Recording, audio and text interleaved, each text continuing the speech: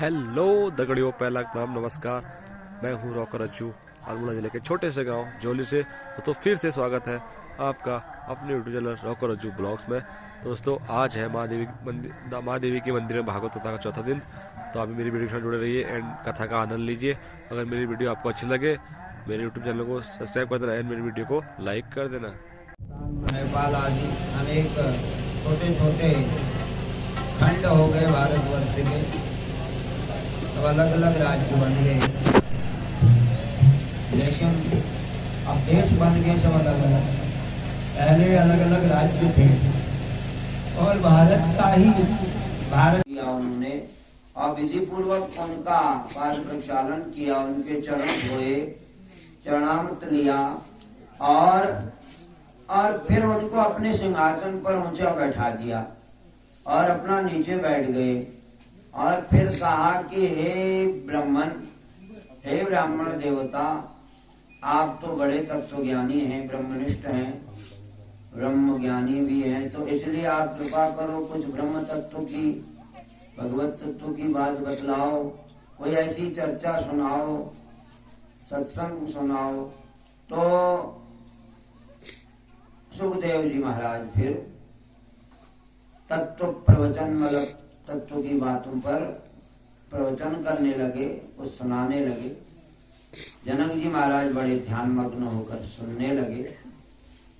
और फिर वहां कुछ बाद में कुछ ऐसी घटनाएं हो गई। घटनाओं में भी जनक जी का एक अंतिम परीक्षा का दौरान था, मतलब परीक्षा का एक पुनः जी की परीक्षा के भाव से करने का उनका कोई अभिप्राय नहीं है। वो तो उन सुखदेव जी को अपना गुरुदेव जब मान रहे हैं, ऊंचे सिंहासन में, ऊंचे आसन में बैठा के उनसे भगवत तत्व की चर्चा सुनी है, तो फिर उनकी परीक्षा वो कैसे ले सकते हैं? शिष्य गुरु की परीक्षा नहीं ले सकता है। तो इसलिए जो है वो केवल संसार के लोगों को उनकी महिमा बतलाने के लिए इस प्रकार की वहाँ परीक्षा का एक नाटक रचाया गया। जी ने उनको बहुत सारा सामान भी दिया था, वो बड़े आनंद से वहाँ रहते थे। तो वहाँ उनकी कुटियाओं में, उनके सामान में सब आग लग गई है, आग फैल गई, उनका सामान जल गया।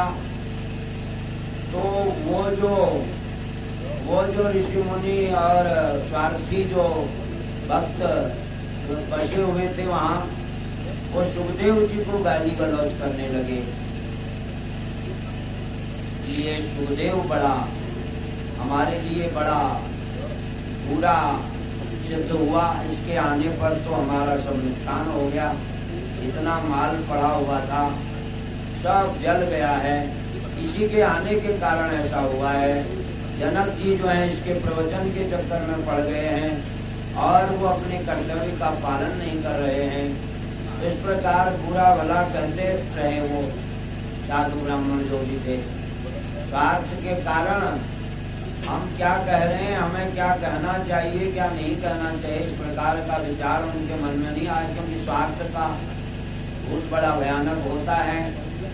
इस कारण से वो कुछ विचार नहीं कर पाए वो ऋषि मुनि लोग भी,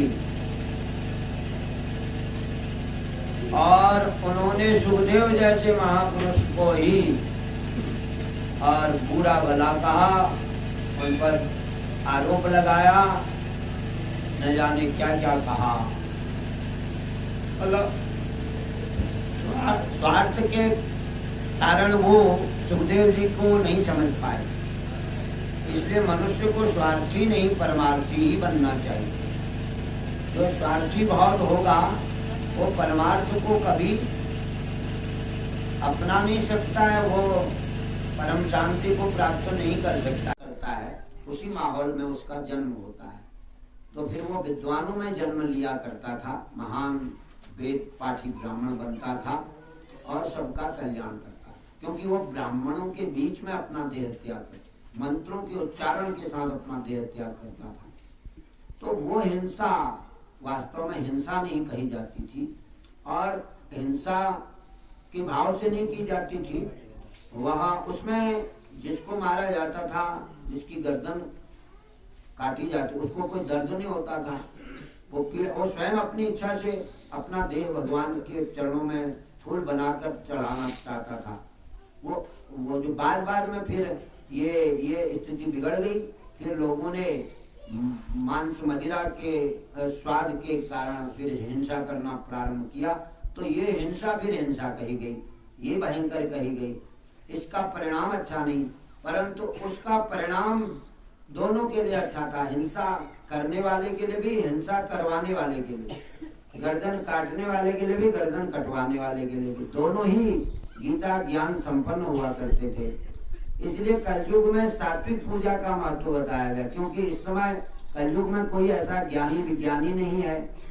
और जो जीव इस कलयुग में जन्मे हैं, चाहे वो पशु पक्षी जो भी हैं, वो भी ज्ञान संपन्न नहीं है। हम कथा सुनते हैं भागवत में कि वो भरत जी महाराज ने 50 वर्ष कठिन तप करके वो हिरण की योनि में आए। फिर उन्होंने ऐसे ही यज्ञ में अपनी बलि दिला दी और उनका उद्धार हो गया। वो दूसरे जन्म में भी उन्हें याद था कि मैंने तो भजन किया है, और मृग के बच्चे की याद करने के कारण मुझे हिरण बनना पड़ा।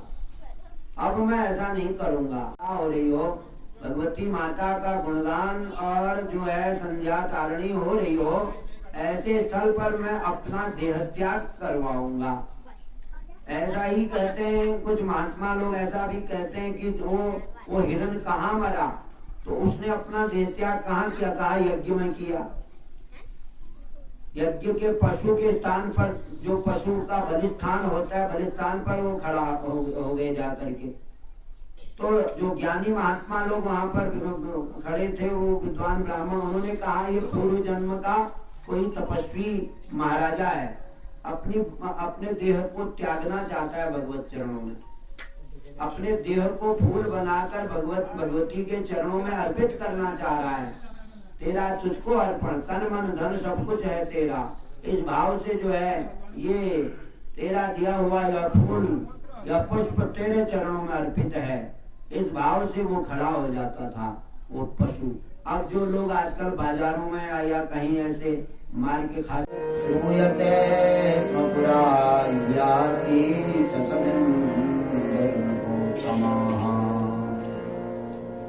तो यहाँ ये बात कही गई। उन्होंने कहा कि महाराज जनक जी महाराज, यज्ञ में तो, क्योंकि ये जो कथा है त्रेता युग की है, क्योंकि हम जनक जी महाराज तो त्रेता में ही थे। ये कथा लाखों साल पहले की है। उस समय जो बलि विधान था यज्ञों में, वो वैदिक ढंग से था। अब जो बलि विधान किया वो मनमाने ढंग से है, उसमें वो बात है नहीं। और तो इसलिए कहते हैं पशुनाम हिंसनम, पशुओं का हिंसन भी होता था। और कहते हैं कि जब उसके शरीर को जब करना मतलब अलग किया जाता था देह से, शरीर से सिर अलग हो गया तो शरीर निश्चेष्ट हो गया।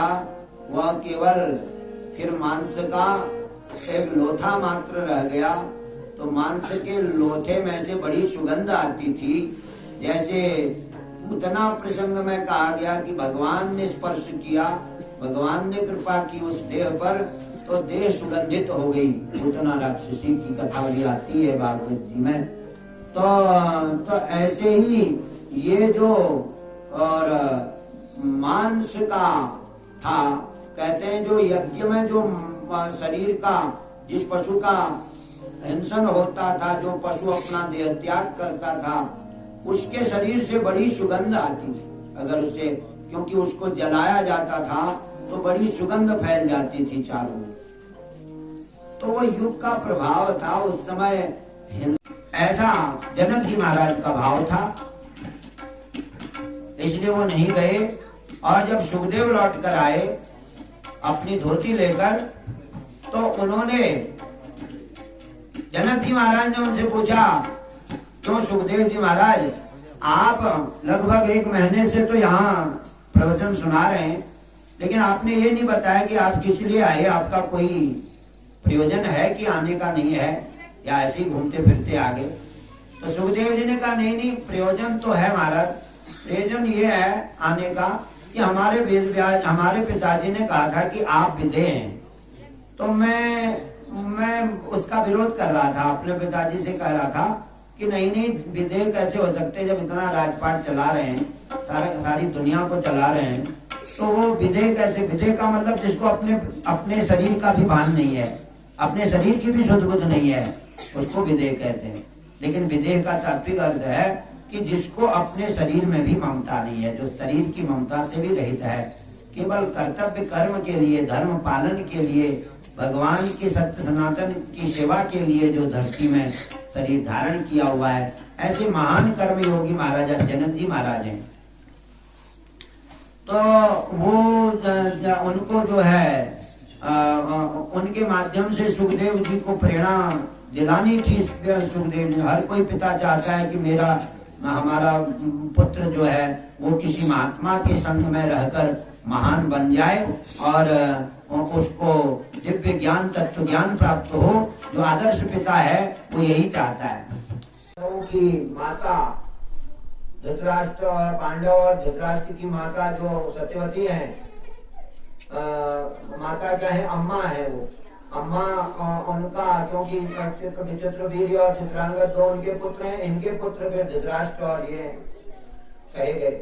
मतलब तो जब चित्रांगद और विचित्रवीर्य बिना संतान के ही उनकी मृत्यु हो जाती है, तो तब उस समय सत्यवती, जिसका नाम अब सत्यवती हो गया था, पहले मत्स्यगंधा था, व्यासदेव जब प्रकट हुए उनके शरीर से, तो उस समय मत्स्यगंधा, तो उस समय उन्होंने कहा था कि मुझे याद कर लेना, मैं आ जाऊंगा।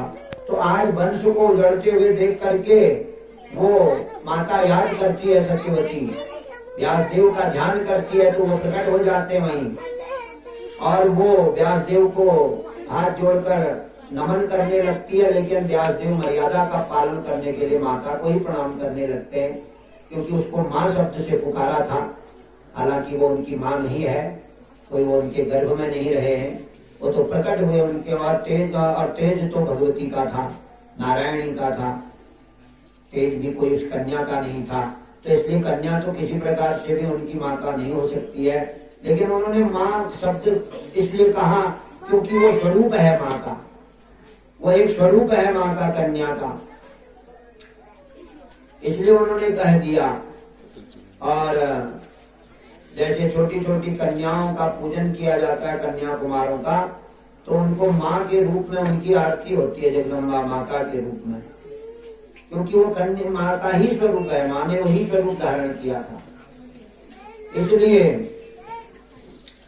इसलिए वो माँ कह करके वहां वो वही हाथ जोड़कर प्रणाम करने लग जाते हैं भगवान वेदव्यास, क्योंकि वो संसार को मर्यादा सिखाते हैं और कहते हैं माँ का सम्मान करना चाहिए।